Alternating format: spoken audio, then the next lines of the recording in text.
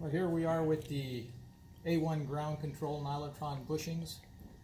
A little help video here for pressing out the bushings on the A-arm here. You definitely don't want to just put it in a press down there and press down on this side. You want to support it right here so it doesn't bend these end pieces. So if you get that support right there, press it through, you shouldn't be bending that at all. So let's show you a setup I got here with the blocks and stuff. I got it at the right height, and I have a rod here that is the right length right now too to get in here and press this thing out.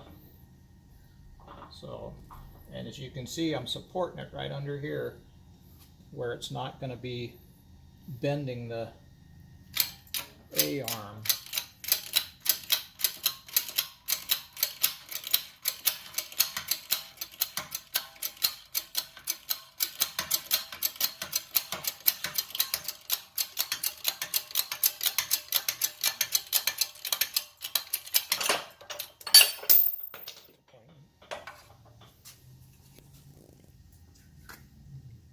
There it is.